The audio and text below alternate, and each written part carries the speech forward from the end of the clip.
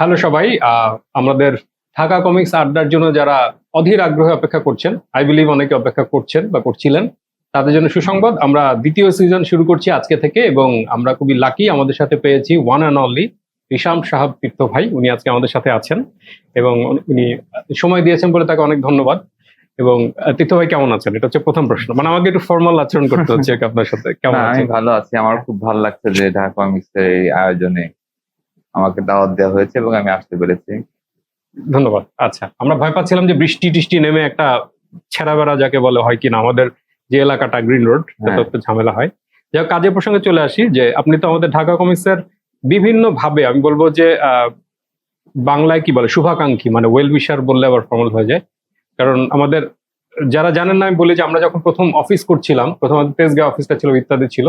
উনি একজন দুর্দান্ত আর্কিটেক্ট, সবাই চেনেন। তারপর আমি বলছি জাস্ট বাই চান্স দু একজন চেনেন না যারা, তাদের জন্য।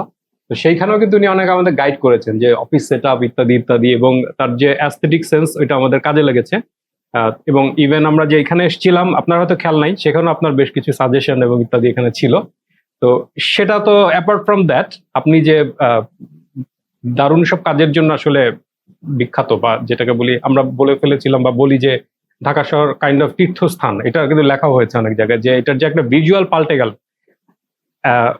নট অনলি যে ইন্টেরিয়র, এক্সটেরিয়রের প্রচুর জায়গায় আপনি এটাকে কাজ করেছেন, এবং আপনার যে বিউটিফুল, মানে আমার চোখে আমি বলছি যে বিউটিফুল একটা নতুন যে ইমেজারি আপনি এখানে করেছেন।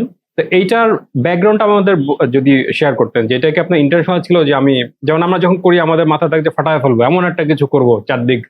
এখন আপনার এটা কিভাবে শুরু, এবং এটা কি আগে প্ল্যান ছিল যখন আপনি বুয়েটে আর্কিটেকচার পড়ছিলেন বা ইত্যাদি, মানে যে আপনার কার্টুন ট্যালেন্ট বা এই শুধু নট অনলি কার্টুন, মানে অ্যাস্থেটিক যে আর্ট, আপনার যে নলেজ বা ইত্যাদিকে একসাথে করে আর্কিটেকচার এক্সপেরিমেন্টাল এত কিছু কি ছিল, নাকি এটা করতে করতে হওয়া, এটা আমাদের জানার সব, মানে শুরুটা বা এবং চলমান যে প্রক্রিয়াটা। আচ্ছা, শুরুটা হলো ছোটবেলা থেকে আঁকা আঁকির অভ্যাস ছিল, কিন্তু ওই বাসা থেকে চারুকলায় পড়াশোনা করাটার অনুমতি ছিল না। তো আমার কাছে অপশন ছিল, ঠিক আছে তাহলে আর্কিটেকচার পড়াশোনা করি। তো আর্কিটেকচার নিয়ে পড়াশোনা করলাম। তো আর্কিটেকচার পড়াশোনা করার আগ পর্যন্ত ছবি আঁকা আঁকির সুযোগ ছিল, সময় ছিল। জি। কিন্তু আর্কিটেকচার এতটা সেলফ এঙ্গেজিং একটা ডিসিপ্লিন, এখানে আসলে ঢুকতে ক্লাসের একাডেমিক পড়াশোনার পাশাপাশি অন্য কিছু করাটা খুবই কঠিন। মানে ওটা করেই সময় পাওয়া যায় না, হুম। তার বাইরে অন্য কিছু করা খুবই কঠিন। তো ওই 5 বছর আঁকাআঁকি মোটামুটি বন্ধ। মানে জাস্ট একাডেমিক আঁকাআঁকি হুম। বাদে, ধরুন এটা রেন্ডার করতে হবে, হয়তো বিল্ডিং এর রেন্ডার কিংবা কোনো প্রেজেন্টেশনের হুম। রেন্ডার, হুম। হুম। Right. এটার এটার বাইরে আঁকাআঁকি করার সুযোগ খুবই কম ছিল। এরপর চাকরি পাশ করার পর তো চাকরিতে ঢুকে গেলাম, হুম। চাকরি করলাম 6 বছর বিভিন্ন জায়গায়। তো তখনও আঁকাআঁকি সুযোগ ছিল না, কারণ অফিস করে, সারাদিন অফিস করে সন্ধ্যাবেলা ফিরে আবার, মানে আঁকাআঁকি যে করবো, আঁকাআঁকি করার টেম্পারমেন্টটাই ছিল না। মানে আগ্রহ তো পরের কথা, টেম্পারমেন্টটাই নেই যে আঁকাআঁকি যে একটা বিষয় আমি যে আঁকতাম, এটাই ভুলে গিয়েছিলাম। এরপর হলো কি, এক জায়গায় অফিসে চাকরি ছেড়ে দিয়ে আমি একটা বেসরকারি বিশ্ববিদ্যালয়ে পড়ানো শুরু করি। জি। তো ও বেসরকারি বিশ্ববিদ্যালয়ে পড়ানোর সময় ওখানে আসলে অনেক সময় পাওয়া যায়, মানে হুম। রেগুলার চাকরির মতো যেহেতু না। এর বাইরে নিজের হুম। প্রফেশনাল কাজকর্ম টুকিটাকি করতাম, কিন্তু আহ, অনেক সময় পাওয়া যেত, যে সময়টাতে দেখলাম যে আচ্ছা এই সময় তো বসে না থেকে একটু আঁকাআঁকি করা যায়। হুম। এটা 2014-15 সালের দিকের কথা। আচ্ছা, আচ্ছা। তার মানে মাঝখানে প্রায় 2004 সালে হলো আমাদের বোর্ডে ক্লাস শুরু হুম। হয়, আমরা দুই হাজার জি। তিন ব্যাচ। তো 2004 থেকে 2015-16 লম্বা একটা গ্যাপ। এই সময় এই গ্যাপের মধ্যে কোনো আঁকাআঁকি নেই, ও নো, নাথিং, আচ্ছা অ্যাবসলিউটলি নাথিং। আচ্ছা। হ্যাঁ। তো 15 সালের শেষের দিকে আমার মনে হয় একটু আঁকাআঁকি একটু শুরু হয় আর কি। হুম। এই যে ক্লাসের ফাঁকে একটা ক্লাস নিলাম, ক্লাসের ফাঁকে বসে আছি, তো একটু আঁকাআঁকি করলাম। হুম। তো এটা করতে করতে এমন সময় তো, তখন আবার ফেসবুকে আমি দীর্ঘদিন অনুপস্থিত ছিলাম নানা কারণে। তো ফেসবুকে আসার পর দেখলাম যে ফেসবুকেও তো এটা একটা ভালো মাধ্যম। আগে তো রাইট। ছবি আঁকার জন্য হয়তো উন্মাদ অফিসের ছবি হুম। কার্টুন পাঠাতে হবে, কিংবা কোনো হুম। আহ, হুম। হুম। বইয়ের প্রচ্ছদ কিংবা অঙ্গসজ্জায় কাজ হুম। করতে হবে। এর বাইরে তো কাজ করার সুযোগ আমাদের মতো যারা ঘরোয়া শিল্পী তাদের জন্য তো সম্ভব না।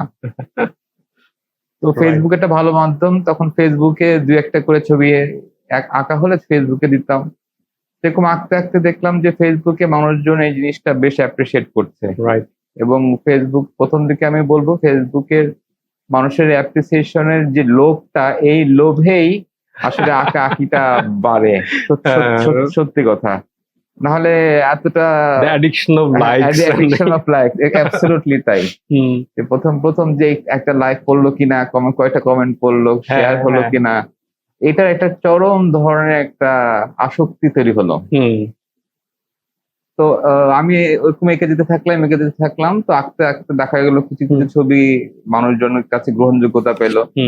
তো তখন 2019 এরকম আঁকতে আঁকতে 2019 সালের দিকে, এর মাঝখানে কিছু বইয়ের কিছু কভার ইলাস্ট্রেশন করা হয়েছে। তারপর কিছু কিশোর দৈনিক কিংবা কিশোর পাক্ষিক পত্রিকা যেগুলো আছে বাংলাদেশে, সেগুলোতে কাজ করার সুযোগ হয়েছে। ওনাদেরকে আমি অ্যাপ্রোচ করতাম যে আমি ছবি আঁকতে আগ্রহী, আপনার সুযোগ দেবেন কিনা। কিছু ছবির নমুনা পাঠাতাম, তো ওনার সুযোগ দিলে তখন ছবিগুলো এঁকে দিতাম। সেভাবে বেশ কয়েক বছর, 2016 পর থেকে 2-3 বছর এরকম রেগুলার বিভিন্ন পত্র পত্রিকায়, দৈনিক পত্রিকা আঁকাআঁকি করা হয়েছে। 2019 সালের দিকে আমার কাছে একটা একজন আর্কিটেক্ট বলবো, আমাদের একজন সিনিয়র একজন বড় ভাই, উনার একটা প্রজেক্ট ছিল। প্রজেক্টে একটা অ্যানিমেশনের কাজ দরকার ছিল। তো ওই অ্যানিমেশনের কাজের দরকারের জন্য ক্যারেক্টার ডিজাইন করা, অ্যাসেট ডিজাইন করা, সিন ডিজাইন করা, এগুলো কাজের জন্য আমাকে উনি ডাকলেন। তো আমি কাজটা করে দিলাম। এবং ওই কাজের পাশাপাশি উনি অন্য একটা কাজের প্রজেক্টে বললেন যে আমাদের একটা ইন্টেরিয়র প্রজেক্ট হবে, ইন্টেরিয়র প্রজেক্টে একটা বড় একটা ওয়াল আছে, এই ওয়ালে কিছু আঁকতে হবে, তো তুমি দেখো করতে পারো কিনা। আমার এর আগে এই ধরনের কাজ করার, এটা মানে 18-19 সালের দিকে এরকম সময় হবে। এর আগে আমার এই ধরনের কাজ করার কোনো অভিজ্ঞতাই ছিল না, এবং আমি কোনোদিন চিন্তাও করিনি যে দেয়ালে আঁকি করবো। তো ওই কাজটা করলাম। ওই কাজটা করতে গিয়ে নানান ধরনের প্রতিকূলতার সম্মুখীন হতে হলো। কিরকম, যদি একটু শেয়ার করতে। যেমন ধরুন, আমি কাজ করতাম আগে ফটোশপে। তো ফটোশপে কাজ করতে গিয়ে দেখলাম যে ফটোশপে ফাইল অনেক ভারী হয়ে যায়। ফাইল ব্রাশ স্ট্রোক দিতে গেলে আমার যে ল্যাপটপে কাজ করতাম, এটা নিয়ে বোধহয় আমাদের কথা হয়েছিল, এটা নিয়ে আপনার সাথে অনেক কথা হয়েছে যে অনেক ল্যাগ করে, ফাইল ভারী হয়, ফাইল করাপ্ট হয়, ক্র্যাশ করে, ফাইল খোলে না, ওই ফাইল পাঠানো যায় না। তারপরে আপনার কল্যাণে ওই তখন ছিল মাঙ্গা স্টুডিও। আমাকে ক্রেডিট দিতে হবে না, এমনি বলছি না, আপনার কাছ থেকে আমি মাঙ্গা স্টুডিওর, তখন ক্লিপ স্টুডিও নাম হয়েছে, মাঙ্গা স্টুডিওর সন্ধান পাই। তো দেখলাম যে ইন্টারফেসটা মোটামুটি একই রকম, ব্যবহারটা একই রকম, বাট ফাইল সাইজ খুব লাইট। অপশন হয়তো অত বেশি অপশন হয়তো নেই, কিন্তু আঁকাআঁকি আমি যেরকম আঁকাআঁকি করতে পারি সেরকম আঁকাআঁকি করাটা খুবই সহজ, এবং খুব অল্প সময় হয়, ফাইল ক্র্যাশ করে না। তো ওই ছবি আঁকতে গিয়ে, ছবিটা ওয়ালটা ছিল আমার ঠিক মনে নেই, বেশ লম্বা একটা ওয়াল, হাইটও অনেক বেশি, কিন্তু অত বড় ক্যানভাস সাইজ নেওয়া যায় না, ক্লিপ স্টুডিও কিছু সীমাবদ্ধতা আছে। এবং ক্যানভাস সাইজ নিলেও ক্লিপ স্টুডিও যখন এক্সপোর্ট করে, ক্লিপ স্টুডিও একটা বড় সমস্যা ছিল, মাঙ্গা স্টুডিওতে অনেক বড় সমস্যা ছিল, মাঙ্গা স্টুডিওতে CMYK তে কাজ করা যেত না, কাজ করতে হতো 8GB তে, এবং এক্সপোর্ট করতে হলে আমাকে PNG ফাইল এক্সপোর্ট করে দিতে হবে, আমি অন্য কোনো ফাইলে এক্সপোর্ট করতে পারছি না। তো সেই কারণে কালার নিয়ে কাজ করা, ফাইল সাইজ নিয়ে কাজ করা, তখন একটা সীমাবদ্ধতা ছিল যে 30,000 পিক্সেলের উপরে ক্লিপ স্টুডিও ফাইল সেভ করবে না, কোনো ধরনের ফাইল সে সেভ করবে না। 30,000 পিক্সেল আমি ক্যানভাসে নিতে পারি, হয়তো 50,000 নিতে পারি, কিন্তু সেভ হবে না। তো আমি তো প্রথমে কাজ সেরকম শুরু করেছিলাম যে আসলে অ্যাকচুয়াল যা ওয়াল ছিল তাই 40 ফিট বাই 50 ফিট একটা ওয়াল, হ্যাঁ ওইরকম একটা ওয়াল। কিন্তু যখন এক্সপোর্ট দিতে গেলাম তখন তো মাথায় হাত, কারণ পরের দিন আমার জমা এক্সপোর্ট হচ্ছে না, এক্সপোর্ট হবে না, তখন নাইটমেয়ার। তখন যাই হোক, তখন একটা ব্যবস্থা করে তখন শিখলাম যে আসলে একটা থাম রুল আছে যে যত ফিট নিতে হবে তত ভাবে পিক্সেল, আনুপাতিক হারে পিক্সেল রেশিও বাড়িয়ে করা যায়, PNG করা যায়। তো এরকম PNG করে অনেকদিন চালালাম, মানে এরপরে ওই কাজটা করার পরে আসলে কাজ একের পর এক কাজ আসতে থাকে, কিন্তু আমার কিন্তু কখনোই ওই ওয়ালে মুরাল আঁকা কিংবা ওয়াল আর্ট করা, এনভায়রনমেন্ট আর্ট করা, হুম। এর ধরনের কখনোই কোনো পরিকল্পনা ছিল না। ইনফ্যাক্ট আচ্ছা, আমার আচ্ছা, এটা আর্ট জানা ছিল না আমার আর্ট নিয়ে কোনো পরিকল্পনাই ছিল না যে আমি আচ্ছা। আঁকবো, আমি আর্টিস্ট হবো বা কমিক্স আঁকবো, হুম। ক্যারেক্টার ডিজাইন আঁকবো। I have no plan, absolutely no plan. আমার আঁকতে ভালো লাগছে, আমার হাতে সময় আছে, হুম। আমি তাই এঁকে যাচ্ছি। আর লাইক Amazing, আর আচ্ছা। ফেসবুকের লাইক লাইক তো লাইক আছেই। শেয়ার তো বোনাস উপরই পাওনা হ্যাঁ, হ্যাঁ, হ্যাঁ। আছেই।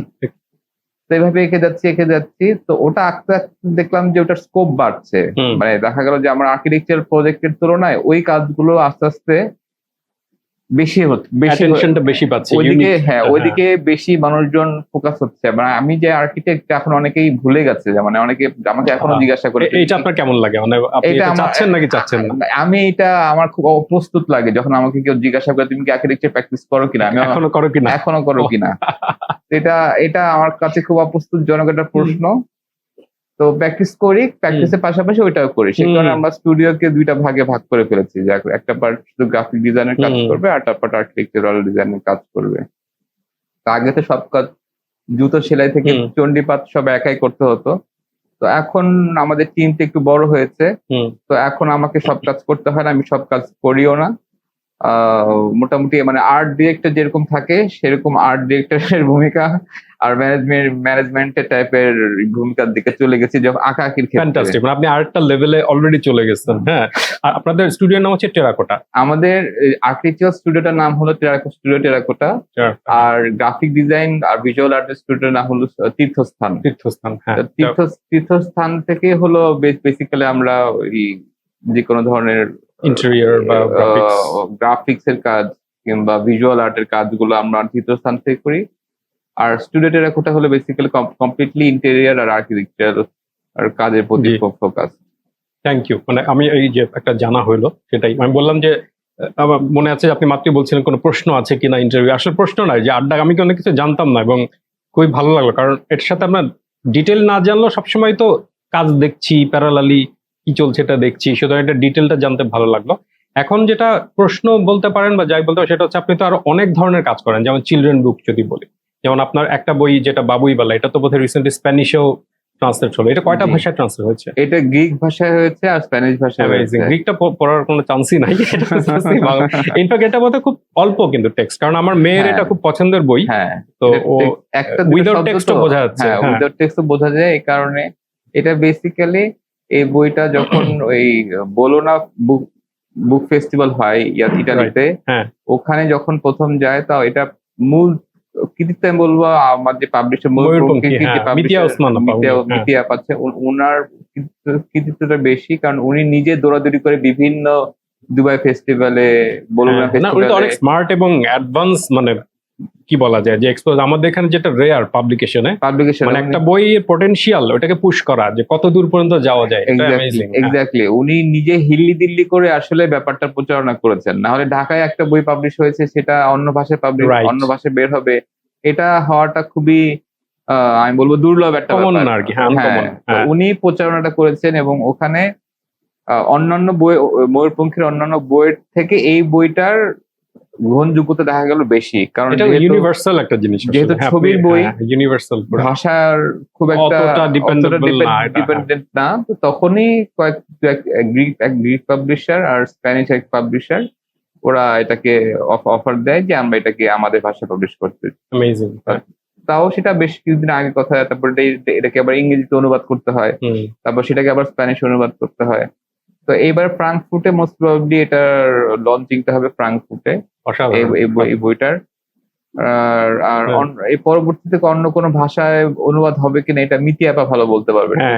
যেটা হয়েছে এটা আমি বলবো যে এটা ফেনোমেনাল একটা ব্যাপার, এবং এটা এমন না যে শুধু উনি পুশ করেছেন সেজন্যই হয়েছে, এটাও তো না। এটা কন্টেন্টটাই এত ইন্টারেস্টিং এবং ইউনিভার্সাল, যে বাবা মা একটা বাচ্চা তা বেড়ে ওঠা। তো আমার মনে হয় এটা আরো অনেক দূর যাবে আই বিলিভ, কারণ আমি তো নিজে প্রায় দিনই বোধ আমার মেয়েকে এটা দেখাতে হয় বা করতে হয়। সো বাচ্চারাও কিন্তু এটা কানেক্ট করতে পারছে যে এটা একটা বাবা মা একটা বাবু। সো আমার মনে হয় তো এরকম আমার প্রশ্ন বলেন বা জানার আগ্রহ যেটাই বলেন, যে এরকম কোনো আরো কোনো প্ল্যান কি আপনার আছে, মানে নট অনলি যে একদম এইরকমই বই, মানে চিলড্রেন বুক নিয়ে আপনার কোনো প্ল্যান আছে কিনা? সত্যি কথা বলতে আমি না এখন পাবলিকেশনে আমার আগ্রহ একদম কমে গেছে। আচ্ছা, এটা কেন? কারণ কমে গেছে হলো আমি খুব অল্প সময় বিভিন্ন পাবলিকেশনস এর সাথে কাজ করেছি। দেশি পাবলিকেশনস এর সাথে কাজ করেছি, বিদেশি পাবলিকেশনস এর সাথে কাজ করেছি। আমি দেশি পাবলিকেশনস এর সাথে কাজ করে আমার কাছে মনে হয় যে বেশিরভাগ পাবলিকেশন যারা আছে তারা খুব একটা পেশাদারি মনোভাব পোষণ করেন না। ওনারা পেশাদার না, যেমন মানে একজন লেখককে যে পরিমাণ লেখকেরও দাম নেই যেরকম, শিল্পীর তো আরো দাম, লেখকেরই দাম নেই, শিল্পীর দাম কোত্থেকে আসবে? তো লেখকের তো একটা রয়্যালটি থাকে, কিন্তু শিল্পীর তো রয়্যালটি এরকম থাকে না, তার কপিরাইট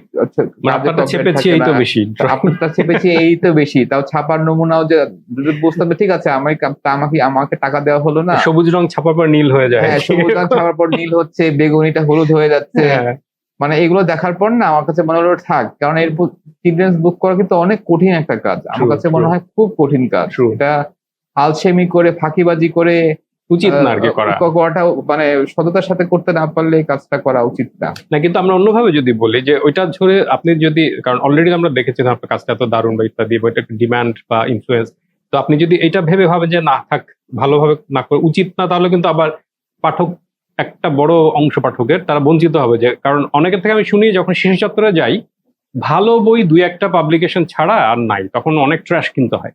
তো সেইখানে আমি বলছি না যে আপনি সামাজিক দায়বোধ থেকে এগিয়ে আসেন, ওইটা না, মানে আপনার ওই ফিলিংসটা, মানে বছরে যদি একটা বই হয়, যেমন আমি এবারে যে বাইরে গেলাম যখন বেশ কিছু আমার বাচ্চার জন্য বই কিনলাম, অ্যামেজিং সব বই, এবং বোঝা গেছে যে একটা বই হয়তো বছরখানেক সময় নিয়ে ধীরে ধীরে করা। হ্যাঁ, তো এরকম প্ল্যান থাকলে আমরা খুশি হব। মানে এটা আপনার, আমি জানি না প্ল্যানে আছে কিনা, বাট এটা পার্সোনাল রিকোয়েস্ট, আপনি চিলড্রেন বুক বছরে যদি একটাও করেন, আমার মনে হয় এরকম একটা দারুণ ইম্প্যাক্ট করতে পারে। কারণ আমাদের এখানে একটা ভালো শূন্যতা আছে, এটা বিং পাবলিশার বলতেছে, আমরা খুব ভালো জিনিস পাওয়া কঠিন, যে যার, আর শুধু ড্রয়িং তো না, এটা পিছনে যে নলেজটা, ধরেন যিনি আঁকছেন উনি নিজে যদি ভিজুয়াল লিটারেট না হন, মানে তাহলে অনেক ভিজুয়াল ল্যাঙ্গুয়েজ মিসিং থাকে, স্টোরি টেলিং এর ল্যাঙ্গুয়েজ মিসিং থাকে। তো আমার মনে হয় যে আপনি এবং এই ধরনের যারা আর্টিস্ট আছেন তাদের এটা আরো বাড়ানো উচিত। এটা আমি জাস্ট আমার পার্সোনাল যেটা বললাম। তবে আপনার প্র্যাকটিক্যাল সমস্যাটার সাথে আমি একমত, কারণ আমিও তো প্রচুর পাবলিকেশন, তো ঘটনাক্রমে আমি ঢাকা কমিক্স করা, আমি তো নিজে একজন ইলাস্ট্রেটর অনেকদিন কাজ করেছি, তো অভিজ্ঞতা সিমিলার, এটা নিয়ে বলার কিছু নাই। Anyway, what about comics? মানে কমিক্স নিয়ে আপনার কি মত? কমিক্স যেটা করবেন, কারণ আমরা একটা শুরু করেছিলাম যতদূর মনে পড়ে, আমরা একটা কমিক্স শুরু করেছিলাম। কমিক্স আঁকতে গেলে আমার যেটা হয় যে আমি অনেকে, যেমন অনেক কমিক্স শিল্পী আছেন যারা খুব অল্প সময় অনেক কিছু দ্রুত অনেক প্যানেল লিখে ফেলতে পারেন। আমার হলো কি, আমি একটা প্যানেল নিয়ে বসে থাকি সারাদিন, যে একটা প্যানেলে ডিটেলে আঁকতে, ডিটেলে কে যাচ্ছে, যে প্যানেলটা হয়তো খুব একটা ইম্পর্টেন্ট না, জরুরিও না।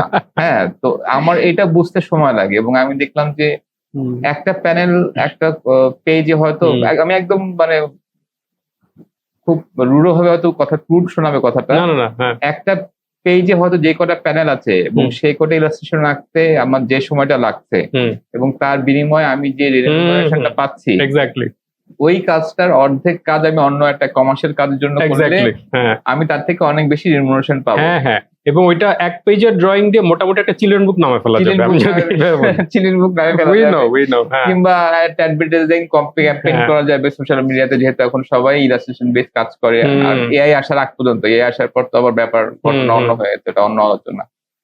তো এরপর এই কারণে কমিক্স আস্তে আস্তে দেখলাম যে কমিক্স আঁকার প্রতি আগ্রহটা কমে গেছে। এমন না যে কমিক্স আঁকতে ইচ্ছা করে না, যে কমিক্স চিন্তা ভাবনা না, কিন্তু ওইটা ভেবে আর ওটা ভেবে যে আমি 4 হয় না আর কি, ব্যাটে বলে হয় না, 2 আর 2 4 হয় না। আমার মাথায় একটা পরিকল্পনা ছিল, দুটা ক্যারেক্টার নিয়ে একটা গ্রাফিক নভেল করার, কিংবা একটা অ্যানিমেশন করার, কিন্তু ওই যে এফোর্টটা, যে আমি প্রথমে স্ক্রিপ্ট লিখবো, স্ক্রিপ্ট লেখার পর সেটা স্টোরি বোর্ডিং করবো, স্টোরি বোর্ডিং করার পর পেন্সিলিং করবো, তারপর ইঙ্কিং করবো, তারপর কালারিং করবো, তারপর আবার প্রিন্টিং এর জন্য প্রি প্রোডাকশন, পোস্ট প্রোডাকশন আছে। এটা তো বেশ, আপনারা সবাই জানেন, মানে প্রসেসটা এত সরলরৈখিক না, অনেক কিছু আছে। এবং আপনি যদি একদম পারফেক্টলি বলছেন, কয়েকদিন আগে আমার খুব প্রিয় একজন আর্টিস্ট মিকি মন্টলো, ও হচ্ছে পোস্ট, মানে ওর আপনি ফলো করেন, ও বলছে এটা হচ্ছে লিস্ট পেইড জব যদি আপনি অ্যামাউন্ট অফ, কারণ অ্যানিমেশনে যদি আপনি আপনার জানো অনেক ড্রয়িং, বাট ওটা পেমেন্ট ইজ গুড। আবার ধরুন চিলড্রেন বুকে যদি যান, মানে কম্পেয়ার টু দ্য মানে অ্যামাউন্ট অফ ড্রয়িংস ইলাস্ট্রেশন, সেটার পেমেন্ট ওকে, মানে হয়তো ফ্যান্টাস্টিক না, কিন্তু ইন বিটুইন যে কমিক বলছে যে যারা পাগলেরা ছাড়া এটা করবে না, কারণ পাতার পর পাতা এগিয়ে যাচ্ছি, যেমন আমি রিসেন্টলি আমি ক্লায়েন্টের নাম বলে একজনের কাজ করলাম, উনি বলছে ভাই একটা কার্টুন এঁকে দেন, এরকম বিল। তো আমি বললাম ওই যে পাগলামি না থাকলে যে হ্যাঁ, আমি বলছি ভাই কার্টুন তো অনেক আঁকি, একটা কমিক্স আঁকি। ওনারা বলছে আগেন কিন্তু বাজেট কিন্তু এটাই। তো ভাই আপনি যদি জিজ্ঞেস করেন যে আপনি ভাই কেন এক পিস আঁকলেই তো আপনি এই বিলটা পাইতেন, হ্যাঁ আমি ওইখানে মনে হয় ওইরকম প্রায় 15 পৃষ্ঠা ড্রয়িং করে দিছি সেম বিলে।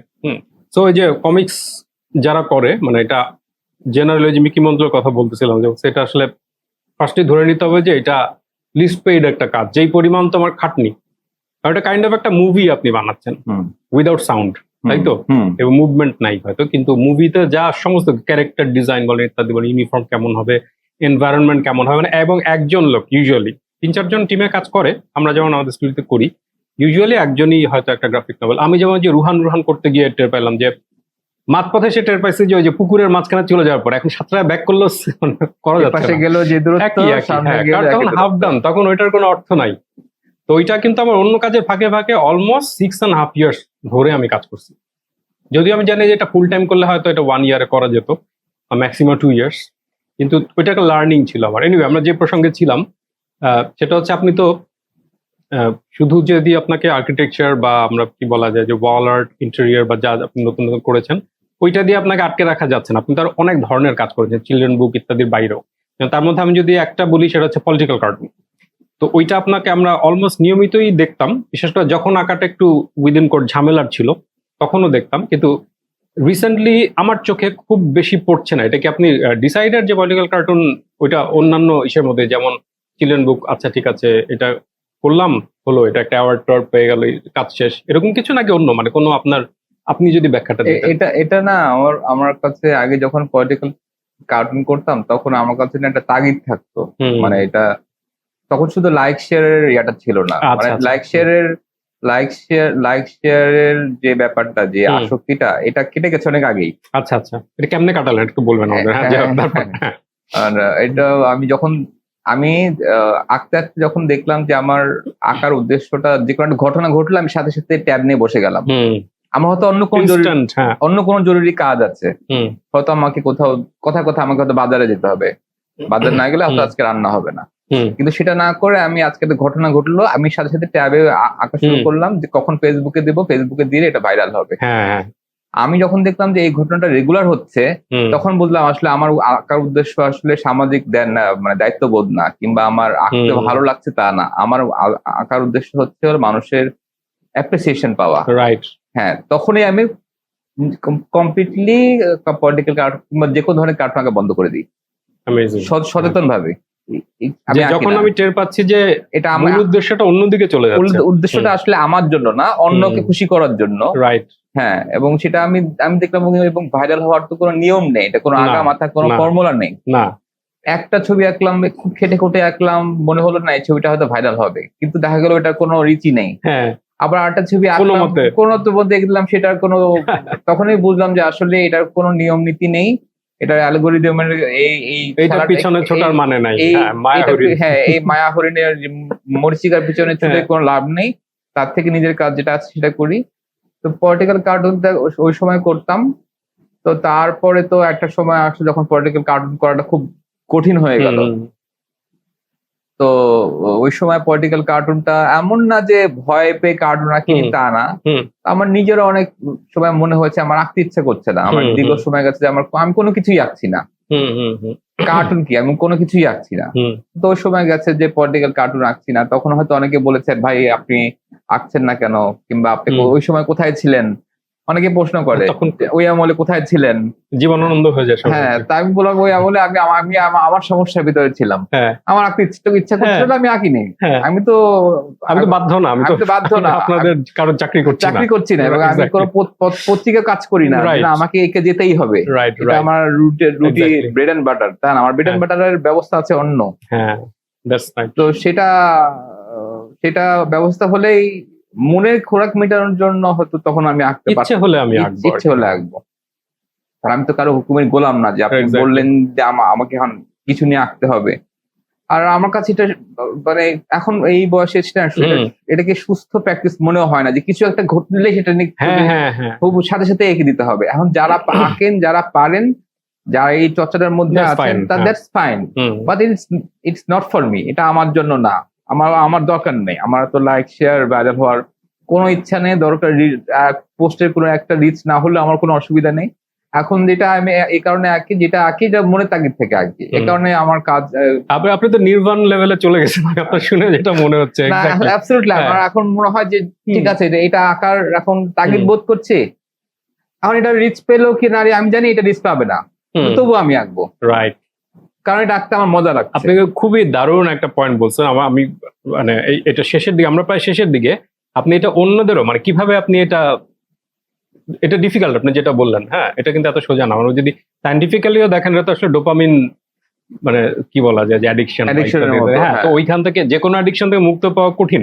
তো সেটা কিভাবে করলেন? আর সেই সাথে আমি যদি আপনার কাজের ধারাটা লক্ষ্য করি, একই সাথে যেমন এইটা আপনার হ্যাঁ ইচ্ছা করছে না, করছি না, কিন্তু আপনার আবার নতুন একটা ইচ্ছাও করছে। সেটা হচ্ছে আমরা দেখতে পাই যে আপনি আহ, যেটাকে মূলত পেইন্টিং বলি আমরা, বা এক্সপেরিমেন্টাল হোক বা অ্যাবস্ট্রাক্ট, আমি জানি না কোন টার্মে আপনি আপনার কাজকে সংজ্ঞায়িত করবেন, গ্যালারিতে বা ইত্যাদি, যেটা ঠিক কার্টুন না, সেই অ্যাবস্ট্রাক্ট পেইন্টিং নিয়েও কিন্তু আপনি এক্সপেরিমেন্টাল কাজ করেছেন এবং করছেন, আমি যদি ভুল না করে থাকি এখন। হুম।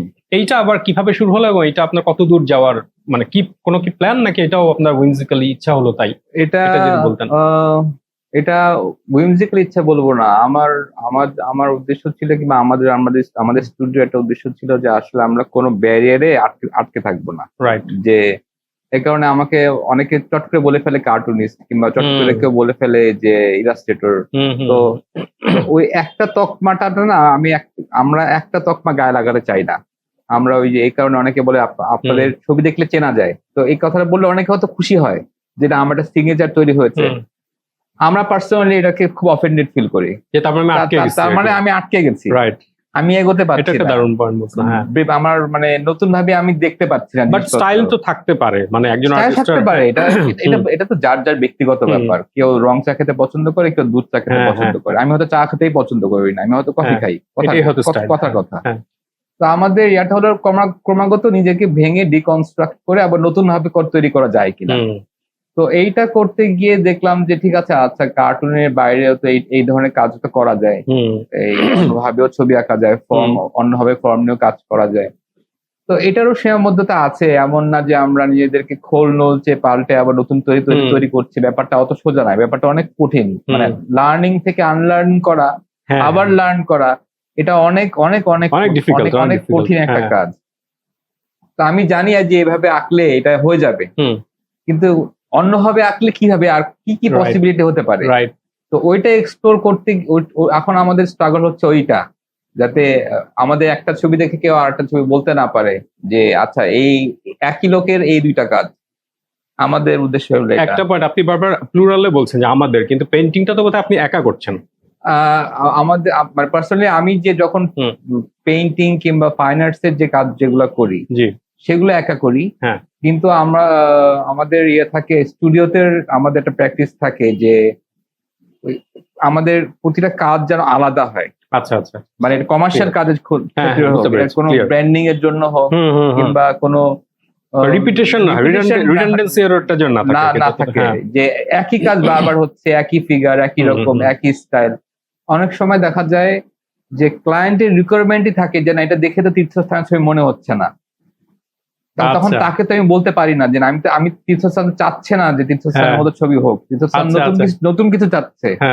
কিন্তু না, এখন যেহেতু নাচতে নেমেছি, ঘুমটা লাগছে, এখন ওরা যেহেতু পয়সা দিচ্ছে, মানে সব তো নিজের ইচ্ছায় করা যাচ্ছে না। কমার্শিয়াল আর্টের তো এক সমস্যা, এটা তো ফাইন আর্ট না, কমার্শিয়াল আর্টের অনেক কিছু মেনে নিতে হয়। তখন দেখা যায় যে না ঠিক আছে, আমরা আগে যেভাবে মেঘ আঁকতাম, আগে যেভাবে গাছ আঁকতাম, সেভাবেই গাছ আঁকছি, সেভাবেই মেঘ আঁকছি, সে একই কুমিরের বাচ্চা বারবার এঁকে যাচ্ছে। এটা অবশ্য হ্যাঁ, এটা অনেক বড় বড় পেইন্টারদের, আমি রিসেন্টলি বাংলাদেশের অনেক বিখ্যাত পেইন্টার, নাম না বলি, অবশ্যই এটা পাবলিক ইন্টারভিউ, উনি বলছেন, তাকে জিজ্ঞেস করা হলো পেইন্টার শাহাবুদ্দিন আর কি, ওনাকে জিজ্ঞেস করা হলো যে আপনি তো এই স্টাইলটা আমরা 20 ইয়ার্স প্লাস মনে হয় এটাই দেখছি, স্পিড লাইন ইত্যাদি। আমি যদি ভুল না করে থাকি, উনি আনসারটা দিয়েছেন যে এইটারই ডিমান্ড আছে, মানে আমি চাইলেও এক্সপেরিমেন্ট করে নতুন কিছু দিলে এটা মার্কেটে যারা এজেন্টস তারা কিন্তু এটা নিচ্ছে না, কারণ তারা চায় ওইটা চাই, আপনার স্পিড সিরিজের একটা কিছু চাই। সো এটা স্যাড, বাট এটা একটা প্যারাডক্সিক্যাল ঝামেলা যে নিজের ট্র্যাপে নিজে আটকে যাওয়া। হ্যাঁ, এটা একটা ইন্টারেস্টিং পয়েন্ট বলছেন আসলে খুবই। আচ্ছা, আমরা আপনার বেশি সময় দিব না, শেষের দিকে প্রায় চলে আসছি আমরা। সেটা হচ্ছে যে এতক্ষণ যা যা বললেন আমি শিওর যেটা যারা একটু মাথায় ঘিলু আছে তারা অনেক কিছু পিক করেছে। তারপরে যদি আপনি সামারি করে একজন আর্টিস্ট, কারণ অনেক ইয়াং আর্টিস্ট আমাদের এখানে আসেন, কাজ করেন এবং তারা অনেক টিপস চান। তো আপনার মতো করে সেটা হতে পারে সেটা পার্সোনাল ব্র্যান্ডিং কিভাবে করবে, কারণ এটা তো ডিজিটাল এরা, এবং মেবি আপনি এআই যে স্কেয়ারি একটা ব্যাপার অনেকের কাছে সেইটা, এগুলি সব মিলায়, প্লাস এই যে আপনি বিভিন্ন মাধ্যমে যে ট্রাই করছেন, সব মিলিয়ে আপনার যদি তরুণদের প্রতি, বাট মেবি নট তরুণদের প্রতি, যে কোনো আর্টিস্টের প্রতি আপনার যেটা ইনসাইট থাকে না, যে আমি আগে জানলে হয়তো আমি এটা এইভাবে করতাম। যেমন একটা তো আমি মনে করি যে ডোপামিন অ্যাডিকশন, হ্যাঁ, তো এরকম কোনো কিছু আপনার যদি বলার থাকে সেটা আমাদের। আমার আমার পার্সোনালি মনে হয় যে ছবি আঁকার ক্ষেত্রে আমাদের আরো মানবিক হওয়া উচিত। মানবিক বলতে মানে আমরা আসলে এমপ্যাথেটিক হওয়া। আমি একটা ছোট প্রসঙ্গে একটা অন্য মানে ছোট প্রসঙ্গে একটা অন্য কথা বলি, যে আমি একটা খুবই প্রচুর রিলস দেখা হয়, তো ফেসবুকে রিলস দেখা বন্ধ করেছি, কারণ ফেসবুক যতটা সম্ভব কম ইউজ করা হয় এখন। কারণ ফেসবুকের নিউজ গুলো এখন আর নেওয়া যায় না, খুব স্ট্রেসফুল। এত লাইফে এমনি অনেক স্ট্রেস, নতুন করে স্ট্রেস কোনো মানে হয় না। সে তুলনায় ইনস্টাগ্রাম ইজ বেটার। তো ইনস্টাগ্রামে বেশি ব্যবহার করা হয়। তো ইনস্টাগ্রামে একটা রিলস দেখছিলাম, ওখানে বলছিল যে ইন্ডিয়ানরা কেন কালচার্ড হবে না, কেন সিভিলাইজড হবে না, এটা নিয়ে একটা ডিবেট হচ্ছিল।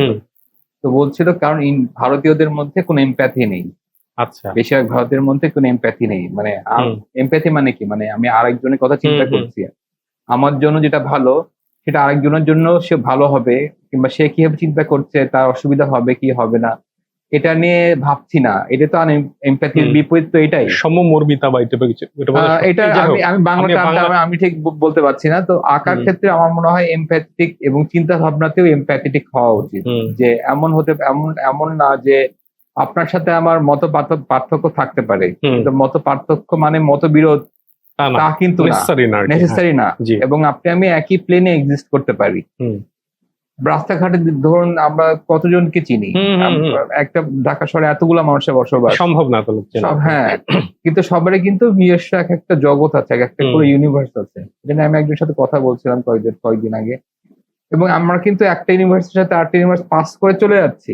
ওর ইউনিভার্স কিন্তু ওর মতো, রাইট, কিন্তু আমরা কিন্তু কোলাইড করছি না, কিন্তু একসাথে এক্সিস্ট করছি। কিন্তু একটু মাল্টিভার্সের কথা যে বলি, এবং আমরা কমিউনিকেট করছি, ভাই একটু সরেন, আচ্ছা ঠিক আছে গান, মানে হ্যাঁ, এটা হলো কালে ভাদ্রে হয়তো 1000টা মানুষের মধ্যে হয়তো একটা দুটা মানুষের সাথে হয়তো আমাদের সম্পর্ক হয়, বন্ধুত্ব হয়, চেনা জানা হয়, তখন আমরা কথা বলি, তখন আমাদের ইউনিভার্সটা কোলাইড করে।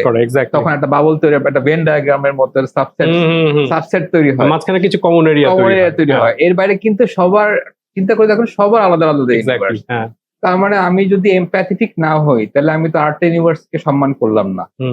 এখন কেউ হয়তো ধর্মীয় হতে পারেন, কেউ হয়তো ধর্ম বিশ্বাস থেকে দূরে থাকতে পারেন, কিন্তু দুজন কিন্তু একই পৃথিবীতে আছেন, একই দেশে, একই ঢাকা শহরে, একই রাস্তার, একই গলির এই মাথায় আছেন। তার মানে এই না ডিস্টার্ব না করলে কিন্তু না। তো আমার মনে হয় এই ব্যাপারটা খুব জরুরি। আর এটা আর একটা জরুরি হলো, মানে নিজেকে ফুড চেনের পিরামিডের একদম উপরে না, টপে না ভাবা, যে আমরা হিউম্যান বিং। তার মানে আমরাই যে শ্রেষ্ঠ তা না, আমি না থাকলে কিচ্ছু যাবে আসবে না। আজ বাদে কাল হয়তো পৃথিবীর করোনার সময় আমরা দেখলাম পৃথিবী আরো বেটার হয়ে গেছে, পৃথিবী ওয়াজ ডুইং গুড। হ্যাঁ, তো আমাদের মানুষের প্রতি বিলীন হয়ে যায়, সত্যি কথা পৃথিবী কিছু যাবে আসবে না, একটা প্রাণী নাই, জাস্ট স্পেক অফ পাখির মতো, স্পেক অফ ডাস্টও না আমরা। সুতরাং এটা নিয়ে এতটা মানে আমি কি করব, কি হব, আমার কি হবে, ও তো এগিয়ে যাচ্ছে, আমি তো পিছিয়ে গেলাম, এইগুলো আসলে না দুদিন পর মানে কোনো ম্যাটার করে না। এগুলো আসলে গ্র্যান্ড স্কেলে ম্যাটার করে না। আপনি প্রেজেন্টে কি করছেন সেটা ইম্পর্টেন্ট। আপনার পাস্ট যেমন হয়েছে, ঠিক আছে, পাস্ট থেকে আমি শিক্ষা গ্রহণ করলাম, ফাইন। ফিউচারে কি করবো একটা প্ল্যান হতে আছে, ঠিক আছে, আমি এখান থেকে কথা আমি যেমন অফিস থেকে বের হওয়ার আগে মাথায় এসছে যে আমি আমাকে ঢাকা যেতে হবে, এটাই কিন্তু গোল। এটার পরে আমি কি করবো, তারপরে কিন্তু হয়তো আমার কোনো গোল নাও থাকতে পারে, কিন্তু স্মল স্টেপস নিয়ে আমি আজ থেকে 10 বছর পর চিন্তা করে রাখলাম যে আমি এই আর্টিস্ট আছি, আমি অমুক আর্টিস্ট হতেই হবে আমাকে। Life doesn't work like that. Thank you. পরিবেশ পরিস্থিতি এভাবে কাজ নাও করতে পারে। হুম, তো একসেপ্টেন্সটা থাকা যে না, যে অবস্থায় হোক না কেন আমরা একসেপ্ট করে নেওয়ার একটা ক্ষমতা তৈরি হওয়া, এটা খুব কঠিন। এটা আমি বলছি যত সহজে বলছি, না, আপনি এটা প্র্যাকটিস করার চেষ্টা করছেন, সেটা আমাদের চেষ্টা করি আর thank you for sharing this, কারণ এটা খুবই ইনফ্যাক্ট আমি মনে করি এই পর্যন্ত যে কটা ঢাকা কমিক্স আড্ডা হলো এইটাতে সম্ভবত সবচেয়ে হাইলি ফিলোসফিক্যাল এবং মানে ইনসাইটফুল একটা আলাপ হলো শেষে এসে। Thank you. আমার মনে হয় যে যারা শুনছেন, যারা এখনো দেখছেন, তারা এটা ফলো করতে পারেন, কারণ আমি হাইলি মোটিভেটেড। এখন তো মোটিভেটেড বলা যায় না, ইনফ্লুয়েন্স না, মোটিভেট বলে আরেকদিকে চলে যাবে। আচ্ছা, তারপরে লাস্টে একটা জিনিস, সেটা হচ্ছে আমাদের বইয়ের প্রচারণার স্বার্থে, সেটা হচ্ছে আমাদের একটা নতুন বই এসেছে, দুর্গাপূজার গল্প, অরিন্দম কুন্ডু এঁকেছে, খুবই ট্যালেন্টেড আর্টিস্ট, এবং কৌশিক মজুমদার দাদা, উনি কলকাতার এক বিখ্যাত রাইটার। এইটা উনি অলরেডি দেখেছেন, আপনি যদি কিছু এটা নিয়ে এবং আমার এটা কাজটা করার সময় মনে হচ্ছিল যে আপনি করলে মেবি আরেকটা ইন্টারেস্টিং কিছু হতো, মানে এই ভিজুয়ালটা, এই জনরাটা থাকে না, এটা দেখলে ওনার কথা মনে হয়। আপনার কি মূল্যায়ন, যেটা দেখে কেমন লাগলো? এবং আমি পার্সোনালি আমি কৌশিক মজুমদার বাবুর লেখা পড়িনি, আমার লেখা পড়ার সৌভাগ্য হয়নি, কিন্তু অরিন্দমের ছবি আঁকার দেখার সুযোগ হয়েছে। মানে আমার একটা কাজে আমি ওর আইপ্যাডে ধার নিয়েছিলাম, আমার মনে আছে। আমার আইপ্যাড ছিল না তখন, তো আমি ওর আইপ্যাডে ধার নিয়েছিলাম। তো ও আমার খুব প্রিয় শিল্পী আর কি। হ্যাঁ, তো ও যে কাজটা করেছে এবং যত যত্ন নিয়ে প্রতিটা প্যানেল যত যত্ন নিয়ে করেছে, এবং ফর্ম নিয়ে, স্পেস নিয়ে, এবং ফ্ল্যাট না রেখে, মানে কমিক্সে আমাদের দেখা যায় একটা চটজলদি এঁকে ফেলার একটা ইয়া থাকে, ফ্ল্যাট করে একটু গ্রেডিয়েন্ট দিয়ে দিলাম। হ্যাঁ, মানে এটা মানে মেকানিক্যাল একটা ব্যাপার থাকে, ওর মধ্যে প্রচুর ট্যাকটাইল ব্যাপারটা থাকে। মানে দেখে মনে হয় একটু ধরে একটু দেখি, একটু ছুঁয়ে দেখি জিনিসটা ধরতে কেমন, ছুঁতে কেমন, ওই ট্যাকটিলিটিটা আছে। তো এই কারণে আমার ওর কাজ খুব ভালো লাগে। আর এমনিতে কম্পোজিশন ওয়াইজ আর প্রোডাকশন ওয়াইজ আমার কাছে মনে হচ্ছে এটা খুব চমৎকার একটা উপহার হতে পারে, যারা আসলে যে কোনো ধর্মের মানুষের জন্যই। জ্ঞান তো আসলে সব ধর্মের মানুষের জন্য উন্মুক্ত, নলেজ তেমন না যে এটা আমি পড়তে পারি। এবং এটা একটা গল্প হিসেবে তো যে আমরা আগে যেমন রামায়ণ মহাভারত, হ্যাঁ, ছোটদের রামায়ণ, ছোটদের মহাভারত আমাদের সবার বাড়িতে ছিল। জাতক সমগ্র আমরা পড়েছি। তারপর এখন এটা আসলে খোলা মন নিয়ে এই ব্যাপারটাকে গ্রহণ করা উচিত। তবে আমার মনে হয় মানে প্রোডাকশনটা মানে দুর্দান্ত চমৎকার একটা প্রোডাকশন হয়েছে ব্যাপারটা। Thank you. তো আপনাকে অনেক ধন্যবাদ, বিশেষ করে বই নিয়েও একটা কথা বললেন শেষে এসে। তো আপনার থেকে আমরা একটা কমিক বই কিন্তু চাই। হ্যাঁ, সেটা আমি জানি যে হয়তো অবশ্যই এটা ওয়ার্ক করবেন অনেক ভাবে, কিন্তু কোন একটা সময় সেটা আপনার এক্সপেরিমেন্টাল যে দুইটা ক্যারেক্টার বলে, ওটা হোক আপনার নিজের প্রজেক্ট বা যেটাই হোক, যত এক্সপেরিমেন্টালি হোক, আমরা এখন থেকে ঢাকা কমিক্স আমরা আরো চাচ্ছি, হয়তো গ্র্যান্ড ওপেনিং যেটা বলে যে 20,000 কপি প্রিন্ট, 5,000 কপি, ওরকম না হলে আমরা ছোট স্কেল হলে আমরা আমাদের যে গল্পটা আমরা করতে চাই, যেমন প্রতিবাস্তব কম্পাইলেশন দেখে জানি না, ওইটার উদ্দেশ্য তাই ছিল যে যার গল্পটা করুক, মানে কোনো ব্যারিয়ার নাই, কোনো এডিটর গেটকিপার ওইভাবে নাই। সম্পাদনার দিক থেকে কিছু সাজেশন থাকে, কিন্তু থাকে না যে ক্লায়েন্ট জব না, আমি যদি এক কথায় বলি, মানে আপনি আপনারটা করলেন, এটা কিন্তু আমাদের অলওয়েজ আপনি ওয়েলকাম। আপনি কেন, সবাই ওয়েলকাম। হ্যাঁ, কিন্তু আপনি স্পেশালি যেহেতু অনেকবার আপনি ভেবেছেন, প্ল্যান আছে, উই বি গ্রেটফুল যদি হয়। তো থ্যাংক ইউ আসার জন্য। আমার ধারণা আরো কোনো সিজন আমরা আবারও, কারণ কথা শেষ হয় নাই, মাত্র শুরু হলো আমার মনে হয়। তো থ্যাংক ইউ সবাই, আমরা আজকের মতো এখানেই শেষ করছি। সবাই ভালো থাকুন, সুস্থ থাকুন, আবার দেখা হবে।